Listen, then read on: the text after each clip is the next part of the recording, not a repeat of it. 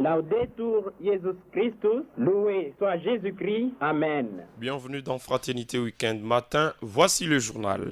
RTF. Les fidèles du doyenné de Bonzola ici au diocèse de Mbujimaï se retrouvent aujourd'hui samedi pour leur messe d'ensemble, haute la paroisse Saint-Firmin de Tchikisha. Dossier 3 millions de subventions. Le gouverneur Jean-Paul Mboué-Boakapo fait une autre sortie après sa réhabilitation par la Cour constitutionnelle. Hier, dans l'édition spéciale sur Top Congo FM, l'autorité provinciale a dit n'avoir pas détourné. Félix Tshisekedi et Emmanuel Macron dînaient hier à l'Elysée. Sécurité dans la partie est du pays et relations bilatérales au centre de leurs échanges. Ananias Kayamba à la console des diffusions à Makaimbe au contrôle d'antenne. Yann Kamunga et Emmanuel Nkalinda déjà en place pour vous rendre service. Bienvenue, bonjour à tous. RTF. Éditorial. Route pillée, canaux attaqués, bornes détruites, Mbujima est en otage de ses habitants. C'est le titre de notre réflexion pour ce week-end. Un éditorial qui vous est ainsi libellé. Une ville qui se sabote elle-même. Mbujimaï, capitale du Kasaï oriental, est aujourd'hui le miroir d'un paradoxe douloureux. Alors que les autorités nationales et leurs partenaires s'efforcent de doter la ville d'infrastructures vitales, bornes fontaines pour l'eau potable, routes praticables, canaux de drainage, une partie de la population s'emploie à les détruire et à les détourner. La destruction des bornes fontaines de la régie des eaux, le vol de matériaux de construction routière et l'attaque contre les travailleurs de l'OVD révèlent une crise citoyenne profonde. Mbujimaï se prive elle-même des instruments de son développement, comme si la ville se condamnait à rester prisonnière de ses propres contradictions. Énergie et eau, un cercle vicieux. La pénurie d'électricité à Mbujimaï entraîne une conséquence directe. Je cite, la difficulté d'approvisionnement en eau potable. Les bornes fontaines installées par la Régie des eaux étaient censées atténuer ce problème en offrant des points de distribution accessibles à la population. Mais leur sabotage par certains habitants a transformé une solution fragile en un nouveau drame. Détruire ces bornes, déjà insuffisantes face à une démographie galopante, revient à aggraver la soif collective. Ce geste n'est pas seulement un acte de vandalisme, il est une atteinte à la santé publique, car exposant des milliers de familles aux maladies hydriques. La ville se retrouve ainsi piégée dans un cercle vicieux où l'absence d'électricité nourrit la pénurie d'eau et où le sabotage des infrastructures accentue encore cette crise. Routes et infrastructures, le pillage organisé. Les routes de Mbujimaï, vitales pour la mobilité et le commerce, sont elles aussi victimes d'actes de prédation. Les matériaux destinés à leur construction, disais-je, gravier, sable, ciment, sont par intervalles et régulièrement volés par des habitants. Ce pillage ralentit les chantiers, augmente les coûts et retarde la livraison des infrastructures. Au lieu de voir naître de routes modernes capables de désenclaver la ville, Mbujimaï assiste à l'effritement de ses projets. Ce comportement traduit une absence de conscience collective. En volant les matériaux, certains habitants compromettent non seulement leur propre avenir, mais aussi celui de toute la communauté. Les routes deviennent le symbole d'un développement avorté, sacrifié sur l'autel de l'intérêt immédiat. Diamant contre développement, un choix destructeur. L'épisode de Bonzola, après plus de semaines et de mois de calvaire de la population du coin, illustre une autre facette de ce paradoxe. Les travailleurs de l'OVD chargés de construire le collecteur de la cave ont été attaqués il y a peu par des jeunes qui refusaient l'achèvement du canal. Leur objectif était clair: maintenir l'érosion du terrain afin de continuer à exploiter artisanalement le diamant en plein centre-ville. Ce choix est destructeur. Il privilégie un gain individuel et immédiat au détriment d'un projet collectif vital pour la salubrité et la sécurité de la ville. L'érosion incontrôlée menace les habitations, fragilise les sols et accentue l'insalubrité urbaine. Le diamant censé être une richesse devient paradoxalement un obstacle au progrès. Mbuji-Mayi se retrouve ainsi face à un dilemme: choisir entre l'exploitation anarchique de ses ressources et la construction d'infrastructures durables. Une crise citoyenne est l'interpellation de la société civile. Ces actes de sabotage ne sont pas des incidents isolés. Ils traduisent une crise citoyenne plus large. La population semble avoir perdu le sens de l'intérêt général, préférant des bénéfices immédiats à la protection de biens communs. Les institutions locales fragilisées peinent à imposer le respect des infrastructures. Cette situation révèle une urgence éducative.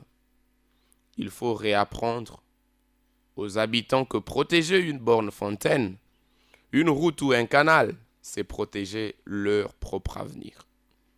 Mais cette conscientisation ne peut reposer uniquement sur les autorités.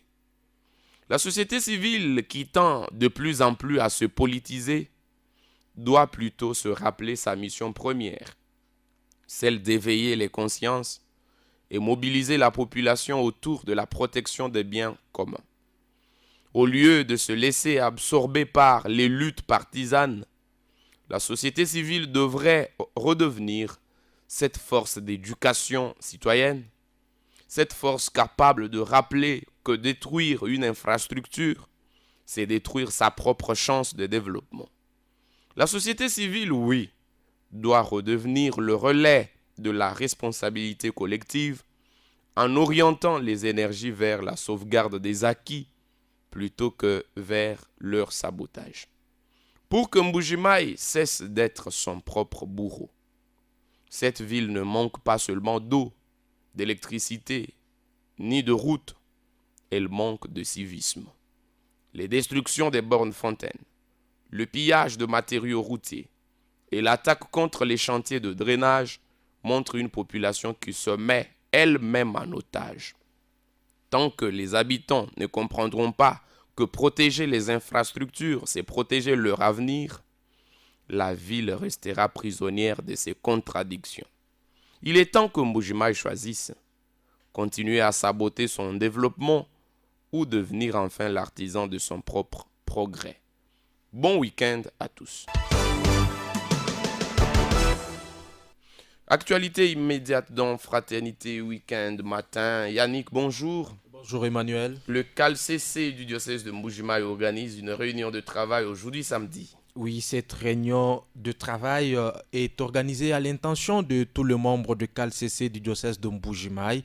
L'objectif poursuivi est de préparer les élections des dirigeants de cette structure du diocèse de Mbuji-Mayi. Dans un communiqué déposé à la rédaction de votre radio, Louis Moulumba Sanza, président diocésain du CALCC, insiste sur la présence de chaque membre et le respect de l'heure du début de cette rencontre, signalant que cette réunion aura pour cadre la salle de réunion de la paroisse Saint-Jean-Baptiste de Bonzola à partir des 10h tapantes. Et comme nous l'avons tantôt dit en titre, les fidèles du doyenné de Bonzola se retrouvent aujourd'hui samedi 24 janvier 2026 pour leur messe d'ensemble et d'autoprise en charge.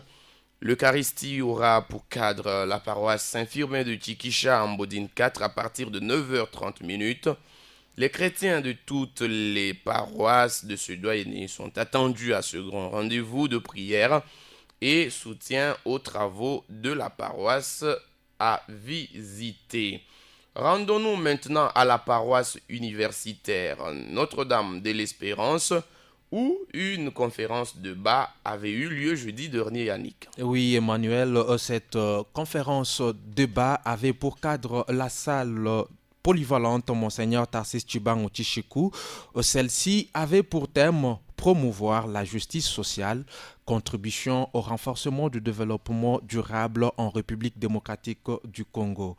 C'était en présence de l'abbé Blaise Kanda, curé de la paroisse universitaire, et du public constitué en majorité de paroissiens de l'Ampoundé. Julienne Mbouimboya a pris part à la conférence. Voici son reportage. Cette République démocratique du Congo est classée parmi les pays tantôt en voie de développement. Sensibiliser, appeler à la conscience des uns et des autres pour l'intégration, les vécus de la justice sociale partout. Voilà le but de cette conférence débat très motivée faite par l'abbé professeur Nicolas Mukoka-Chiyembi. Une toute première conférence de l'année pour la paroisse universitaire Notre-Dame de l'Espérance. Pour l'orateur, il n'existe pas de développement durable sans justice sociale. Dans la première partie de son exposé, l'abbé professeur Nicolas définit le développement comme étant l'ensemble des changements économiques ou sociaux visant à améliorer les conditions d'existence d'une population donnée, que ce soit au niveau régional ou mondial. À lui d'ajouter, le développement ne doit aucunement être réduit à la seule croissance économique, mais aussi et surtout au progrès institutionnel, politique et écologique. S'inspirant de Noël et Nichler, l'abbé Nicolas a représenté le développement dans une dynamique pentagonale, emploi, justice, autonomie, croissance et participation. Parmi les indicateurs du développement, le professeur cite entre autres la dimension économique. S'agissant de la dimension économique, il faut le dire, il s'agit ici des revenus nationaux bruts élevés par habitant dans un pays. Il s'agit ici de l'économie du marché, le niveau de l'industrialisation, l'innovation technologique, le chômage, la solidité des infrastructures et le niveau de vie élevé. Voilà qui traduit pour le premier indicateur le souci d'un pays développé. Pour l'orateur, le développement durable est celui qui répond aux besoins des générations présentes sans compromettre la capacité des générations futures de répondre à leurs propres besoins. Et la justice sociale, quant à elle, peut être définie comme l'ensemble des principes qui régissent la définition et la répartition équitable des droits et des devoirs des membres d'une société. Il découle de cette définition que l'équité est l'élément fondamental qui sous-entend la justice sociale, a souligné le professeur Mukoka Chiyembi. D'où nous pouvons retenir que dans notre pays, il y a ce qu'on appelle la justice à double vitesse. Pour les plus riches, la justice tranche en faveur et pour les plus pauvres, la justice tranche en défaveur. Ici, je voudrais revenir à dire que pour un développement durable, nous devons commencer par, j'allais dire c'est même un préalable, par vivre la justice sociale qui se base sur les trois piliers, sur la société, sur l'économie et sur l'environnement. Nous devons arriver à intégrer la justice sociale dans notre manière de faire et dans notre manière d'agir. Pour mieux arriver au développement durable, l'orateur propose la sensibilisation sur la justice sociale, insertion des thématiques liées à la justice sociale dans le programme éducatif et sa vulgarisation, ainsi que favoriser un environnement sain pour tous. En guise de conclusion, l'abbé professeur souligne que la transparence dans la gestion, la liberté des droits, le respect de la dignité humaine, l'égalité des chances, le respect de la diversité, l'inclusion et l'attention particulière à l'environnement sont les éléments pour un développement durable. Nous pouvons parler de certains changements pour améliorer les conditions d'existence de notre population. Le reportage de Julie Mbouyi-Mboya, née en nécrologie, Marie-Jeanne Moujingan sera inhumée ce samedi. Oui, son corps sera mis en terre au cimetière de Mamouchela de Mia. Selon le programme, la messe pour le repos de l'âme de cette pionnière de BTK Bamamoutia Kompala au diocèse de Mbujimaï sera dite par le deuxième vicaire, Monseigneur Jacques Kabengele, dans la paroisse Saint-Joseph de Chiboaboa. Plusieurs témoignages sur la vie de la cofondatrice de BTK au diocèse de Mbujimaï y seront au rendez-vous. Et dans nos nouvelles sur le plan provincial, il y a cet entretien d'hier vendredi dans la soirée entre le gouverneur de province Jean-Paul Mbouiboa-Capo et une délégation d'ingénieurs chinois. Et c'était dans sa résidence officielle au poste résidentiel Miba dans la commune de La Canche avec une délégation d'ingénieurs chinois du groupe Star Change, leader mondial en équipement de voitures électriques. Selon l'autorité provinciale, la délégation est venue mener des études de faisabilité pour l'implémentation d'un projet de création d'une société de transport dans la ville de Mbujimaï. C'est pratiquement la suite de la mission effectuée il y a une année en Chine à la recherche des investisseurs pour le développement de la province du Kasaï oriental. Jean-Paul Mbouiboa-Capo se réjouit de la concrétisation petit à petit de sa vision. On écoute le gouverneur Jean-Paul Mbouiboa au micro de Sabin Misaka Bumboui. Nous avons été avec eux, nous avions parlé, c'est sur un projet de la création d'une société de transport. Nous avions travaillé avec les équipes techniques et ils ont promis de venir pour voir le terrain, étudier et faire une observation participante. Aujourd'hui, ils ont concrétisé, ils sont arrivés. C'est ainsi que nous les avons reçus avec joie, puisque ce qui a été tout simplement une discussion simple est en train de se réaliser, donc prendre corps petit à petit. Tels qu'ils sont venus, ils vont travailler avec des équipes techniques de la place et ensemble, nous allons dégager ce qu'il faut pour pouvoir concrétiser le projet que nous avions commencé il y a plus d'une année.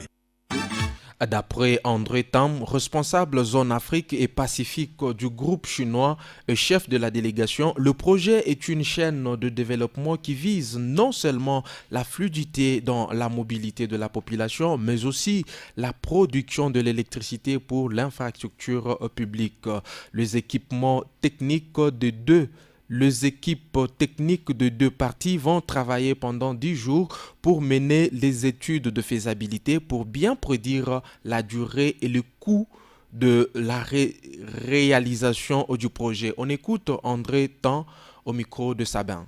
就是我们也非常高兴能有这么样一个机会，可以跟开塞省。Le fond de ce projet est d'apporter l'énergie verte pour la mobilité électrique. Ça peut être la production de l'électricité à partir du panneau solaire et l'éolienne, et aussi utiliser notre expertise de base qui est la conception des stations de charge pour voitures électriques et pouvoir améliorer la mobilité des populations du Kasaï. La mobilité des bus électriques apporte non seulement une fluidité pour les populations locales, mais apporte aussi des composantes annexes telles que la production d'électricité qui peut être un plus pour des infrastructures publiques telles que des écoles, les hôpitaux. Donc c'est pas juste un projet de mobilité de bus, c'est toute une chaîne de développement qui se présente pour la province du Kasaï. 更好的服务周边的这些像学校啊、医院呐，还有居民他的日常的供电。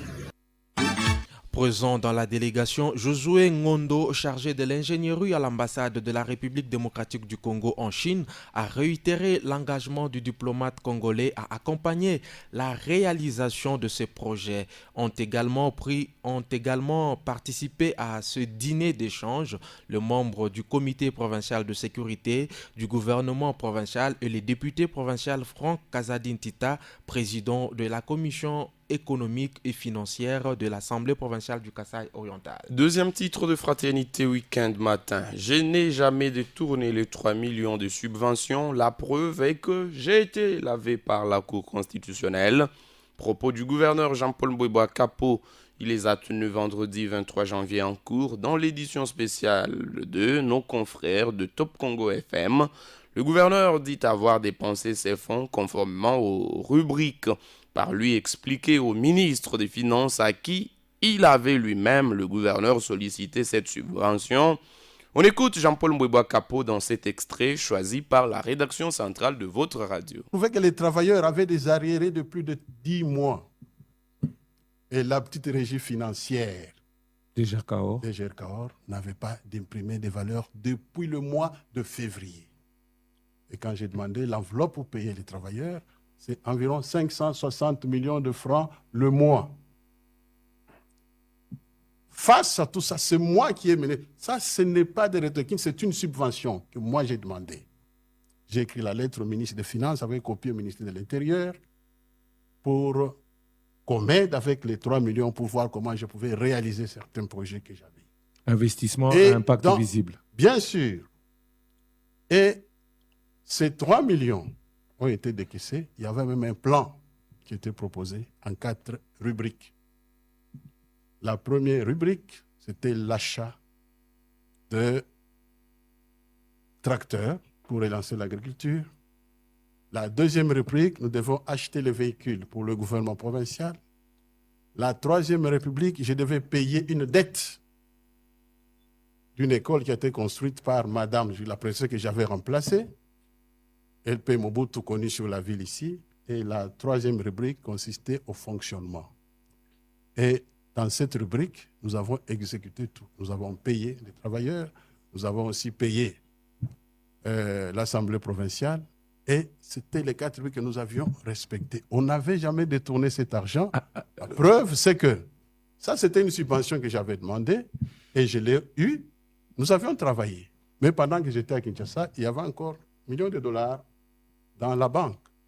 Ça ne pouvait pas décourager pour autant, puisque cet argent n'a pas été détourné. Pour preuve, j'ai été lavé par la Cour constitutionnelle et l'arrêt a été rendu le 28 octobre. Il y a un rapport de l'Assemblée provinciale qui vous accuse d'avoir détourné 100 millions de subventions accordées par le ministre des Finances. Le gouverneur Jean-Paul Mbouébois Capo, interrogé par Christian Lusakwino, Kambundi et Kazadi Lukusa Nicolas.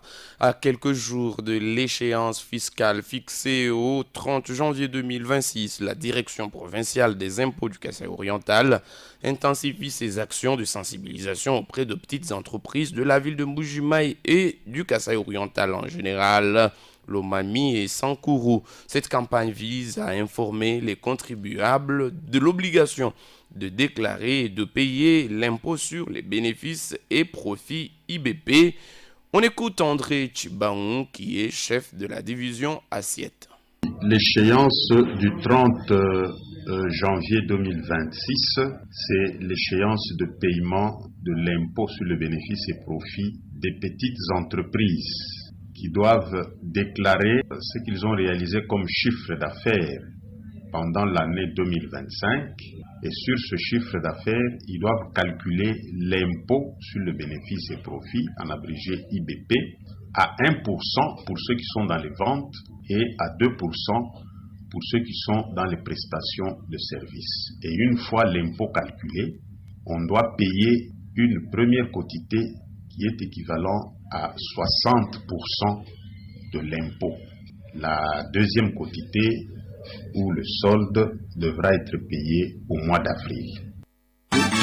André Chibaon qui revient sur les entreprises concernées par le paiement de l'IBP à la fin de ce mois. Les petites entreprises sont celles dont le chiffre d'affaires annuel varie entre 10 millions et 80 millions. Ce sont ceux-là qu'on appelle les petites entreprises. Parce qu'il y a des micros, ce sont celles dont le chiffre d'affaires est inférieur à 10 millions.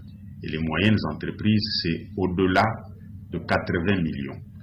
Donc, dans la tranche de 10 millions 1 à 80 millions de francs congolais de chiffre d'affaires annuel, on est dans la catégorie des petites entreprises et ce sont ces entreprises-là qui sont concernées par cette échéance du vendredi 30 janvier 2026. et ne pas respecter cette échéance expose l'entreprise à des pénalités, renchérit André Tchibang. La plupart sont en train de payer déjà, mais pour ceux qui auraient peut-être déjà oublié, nous les sensibilisons, nous les exhortons à aller payer dans ce délai-là. Donc la date limite, le 30 janvier, le 30 de ce mois de l'année 2026. Ceux qui ne viendront pas dans ce délai seront considérés comme des défaillants et ils vont donner l'occasion à l'administration fiscale de calculer l'impôt à leur place. C'est-à-dire, on présume les montants des chiffres d'affaires et on applique les taux pour calculer l'impôt à leur place. Ce qui n'est pas bon parce que ça s'accompagne de beaucoup de désagréments. C'est pourquoi je conseille, j'exhorte à tous les contribuables concernés, c'est-à-dire toutes les petites entreprises qui remplissent leurs obligations auprès des centres d'impôts synthétiques que nous avons. Ici à Mbujimayi, il y en a 3. Le centre de Dibindi, le centre de Mouya et le centre de Djoulou. Nous avons aussi à l'intérieur les centres de Miabi, le centre de Ngandanjika, le centre de Mweneditu, le centre de Kabinda, de Luilu, Lusambu et Lodia. Allez auprès de ces centres pour vous acquitter. Les guichets de Cadeco y sont ouverts. André Tchibang, chef de division assiette ici au Kasaï oriental. Yann, le projet encore, a remis un lot important de mobilier, matériel de bureau au ministère provincial de budget et finances. Oui, ce lot a été remis par le coordonnateur provincial de Encore. C'était le jeudi dernier. Jean-Claude Moussas Magnong nous en parle au micro de Jean-Claude Kazadi Lubilangi. De la dotation en mobilier du bureau et le lot est tellement consistant qu'on retrouve dedans des écrans interactifs, des écrans simples, il y a des chaises, des tables de bureau, des armoires, vous avez des ventilateurs, des frigos, vous avez des fontaines, donc vous avez des fauteuils pour les salons du ministre et sa réception, donc vous avez suffisamment de mobilier pour ainsi vous permettre de travailler dans des conditions idoines et de répondre aux besoins des populations qui ont tous les regards tournés vers le gouvernement provincial. En remettant ces dons, Jean-Claude Moussas Magnong a demandé aux bénéficiaires d'en faire un bon usage dans le cadre de la mobilisation de recettes et la dépense pour le bien-être de la population est-kassaïenne. Le projet encore qui tient à accompagner le gouvernement provincial dans la mobilisation des recettes et dans la gestion de la dépense publique tient également à travers le COREF à assurer des conditions de travail idoines au ministère impliqué, en l'occurrence le ministère provincial en charge du bureau. Voilà pourquoi, Excellence, ce jour, je voudrais vous remettre symboliquement cette chaise, espérant que le gouvernement provincial pourra utiliser tous ses biens en bon père de famille pour que vraiment les services, tous les services qui composent ce ministère travaillent dans de bonnes conditions et soient en mesure de répondre aux besoins de leurs services. Charles Kamangansenda Lukusa et Élisée Elias Kabouya-Menda, ministre de budget et celui de finances, ont dit leur reconnaissance au CONREF à travers le projet Encore pour cette dotation qui va leur permettre de travailler dans de bonnes conditions afin de répondre aux attentes des Est-Kassaïens dans la mobilisation de recettes. Une fois de plus, on écoute le ministre au micro de Jean-Claude Kazadi. Au nom du gouvernement provincial qui est piloté par le gouverneur de province Jean-Paul Mbouéboué Kapo, nous vous disons encore une fois de plus sincèrement merci pour ces dons précieux. Et nous vous promettons que nous allons gérer en bon père de famille cette dotation qui va nous permettre d'améliorer la qualité de notre prestation à la population est-kassaïenne. C'est un don vraiment qui nous touche à cœur parce qu'il est consistant, très consistant même, constitué de beaucoup de produits qui vont nous aider à assurer un service de qualité. Cette énième dotation du projet Encore à ces ministères provinciaux est rendue possible grâce au soutien financier de la Banque mondiale. On prend une toute petite pause peu avant de prendre nos nouvelles sur le plan national. Radio Télé Fraternité, c'est l'actualité à la vitesse du monde.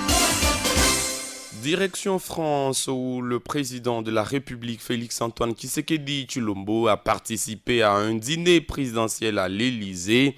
C'était hier vendredi sur invitation de son homologue Emmanuel Macron. Occasion pour les deux chefs d'État de parler sécurité à l'est du pays et relations bilatérales. Giscard Kousseman nous en fait le point. Les portes du palais de l'Élysée ont été ouvertes pour recevoir ce vendredi le président de la République démocratique du Congo, Félix-Antoine Tshisekedi Tshilombo, invité par son homologue Emmanuel Macron. Comme le veut la tradition en pareille circonstance, les locataires de l'Élysée étaient opérants pour échanger d'accolades avec son hôte de marque. Après ces cérémoniales protocolaires conviviales, place à la séance de travail proprement dite. Le président Félix Tshisekedi et Emmanuel Macron ont longuement échangé sur la situation sécuritaire et humanitaire toujours préoccupante dans les provinces du Nord Kivu et du Sud Kivu, dans l'est de la République démocratique du Congo. Les deux chefs d'État ont examiné l'apport de la République française dans la gestion de la crise humanitaire consécutive à l'occupation de la ville d'Uvira par les troupes rwandaises et leurs supplétifs de l'AFC M23. La France avait déjà fait l'annonce d'une aide humanitaire en faveur de la population congolaise, victime des affres de l'invasion des forces armées rwandaises. Les deux chefs d'État ont réaffirmé le principe du respect de la souveraineté et de l'intégrité territoriale de la République démocratique du Congo. Ce déjeuner de travail a aussi permis aux deux dirigeants de passer en revue la coopération bilatérale entre la République française et la République démocratique du Congo, et sur d'autres enjeux internationaux. Giscard Kousseman. Et comme nous avons évoqué la sécurité dans la partie est du pays, disons qu'à Uvira, le gouverneur du Sud Kivu, Jean-Jacques Purusi, est arrivé l'après-midi d'hier vendredi dans la ville. Selon la société civile locale, cet acte rassure la population. On écoute Kelvin Bouja, membre de la société civile du Sud Kivu. Nous venons d'accueillir les gouverneurs de la province du Sud Kivu dans la ville d'Uvira avec quelques membres du conseil provincial de sécurité. Le maire de la ville d'Uvira, M. Kapenda Kifara Kiki, a regagné aussi la ville d'Uvira depuis hier dans les après-midi. Et aujourd'hui, les activités commerciales ont déjà repris à la normalité. Nous disons grand merci.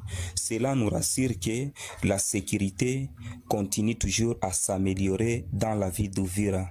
Et nous croyons que avec la présence des autorités urbaines et les autorités provinciales, que la situation sécuritaire va continuer toujours à bien s'améliorer. Et nous voulons aussi les entités qui sont toujours dans les mains des rebelles du M23 dans la province du Sud Kivu soient occupées par notre armée congolaise en collaboration avec les combattants résistants Wazalendo, pourquoi pas aussi la province du Nord Kivu. Kelvin Bouja, membre de la société civile d'Uvira dans le Sud Kivu, et la première conférence nationale sur les infrastructures et les travaux publics en RDC se tiendra à Kinshasa. Ce sera du 28 au 30 janvier en cours. L'annonce a été faite dans la 75e réunion du Conseil des ministres, présidée hier vendredi à la Cité de l'Union africaine au nom du chef de l'État par la première ministre Judith Suminwa-Tuluka. Ces assises ont pour objet de produire la feuille de route infrastructurelle 2026-2030. Patrick Mouyaya Katembwe est porte-parole du gouvernement dans cet extrait de son compte rendu lu hier. Le ministre des Infrastructures et Travaux Publics a informé le Conseil de l'organisation de la première édition de la Conférence nationale sur les infrastructures et les travaux publics en République démocratique du Congo. Cette conférence rassemblera près de 500 acteurs de premier plan à Kinshasa du 28 au 30 janvier prochain. Elle s'inscrit pleinement dans la logique des initiatives sectorielles approuvées en Conseil de ministres visant à aligner les politiques publiques sur les priorités nationales. Ces assises ont pour objectif de positionner les ministères des infrastructures et travaux publics comme architectes stratégiques du secteur des ITP, pilotage, régulation, reconstruction durable, promouvoir l'innovation technologique, l'attractivité des investissements, partenariats publics-privés, fonds verts et le renforcement des capacités humaines, produire des livrables concrets, feuille de route opérationnelle 2026-2030, déclaration de Kinshasa, mécanisme de suivi multi-acteurs avec indicateurs clés de performance. Les ministres des infrastructures et travaux publics a précisé que cette conférence soutiendra la vision présidentielle de modernisation infrastructurelle et renforcera la coordination interministérielle. Vers la suppression des plaques minéralogiques, une modernisation du système de matriculation et la lutte contre la fraude et la contrefaçon de plaques soumises aux membres du gouvernement réunis hier en conseil par le ministre des Finances, Patrick Mouyaya Katembo revient. Le ministre des Finances a subi au Conseil pour examen et approbation le projet des décrets modifiant et complétant les décrets numéro 08/15 du 28 juin 2008 portant détermination des spécifications techniques des plaques d'immatriculation relevant de la compétence de la Direction générale des impôts. Ces textes prennent en compte les 5 innovations majeures adaptées aux réalités actuelles, à savoir le remplacement du code CGO par COD, ce qui aligne la codification nationale sur l'abréviation internationale officielle de notre pays, conformément aux normes ISO, et met fin à la confusion historique avec le code CGO du Congo-Brazzaville. L'introduction du code KIER comme élément de sécurité et de traçabilité, la création d'une carte rose électronique d'immatriculation, l'introduction des plaques à personnaliser à titre exceptionnel pour les particuliers, la suppression de la terminologie plaque minéralogique. Ainsi, les nouvelles plaques d'immatriculation à mettre en circulation seront en plexiglas, un choix du matériau motivé par ses avantages déterminants par rapport à l'aluminium. Ces textes cristallisent une réforme majeure dans la modernisation du système de matriculation et la lutte contre la fraude et les contrefaçons des plaques. Son adoption permettra de sécuriser les recettes, de renforcer la transparence et d'améliorer la gouvernance technique et fiscale des opérations d'immatriculation. Ceci permettra également de favoriser la mise en œuvre de la réglementation sur la vidéo-verbalisation en matière de contravention routière adoptée par notre gouvernement en avril dernier. Après débat et délibération, les conseils a adopté ces projets de décret. Et dans le cadre de l'opération... Fini le grand journal du week-end sur la station de radiodiffusion du diocèse de Mbuji-Mayi. Au cas où vous viendriez de vous joindre à nous, nous vous rappelons les 3 grandes articulations qu'il avait constituées. Les fidèles du doyenné de Bonzola se retrouvent aujourd'hui, samedi 24 janvier 2026, pour leur messe d'ensemble, haute la paroisse Saint-Firmin de Tchikisha. Dossier 3 millions des subventions. Le gouverneur du Kasaï oriental Jean-Paul Mbeba Kapo fait une autre sortie après sa réhabilitation par la Cour constitutionnelle. Hier, dans l'édition spéciale sur Top Congo FM, l'autorité provinciale a dit n'avoir pas détourné. Félix Antoine Tshisekedi Tshilombo et Emmanuel Macron ont dîné hier à l'Élysée sur invitation du président français. Occasion pour les 2 chefs d'État de parler sécurité à l'Est et relations bilatérales. Merci à Yannick Kamunga, Ananias Kayamba, Aman Kayembe qui m'ont aidé à vous présenter ce journal. Un tout autre revient sur la station du diocèse de Mbuji-Mayi à 13h15 avec Paulin Grasse-Kassognan. En attendant, nous vous souhaitons un agréable week-end en compagnie de la RTFBM. Je suis Emmanuel Nkalinda Chibaou.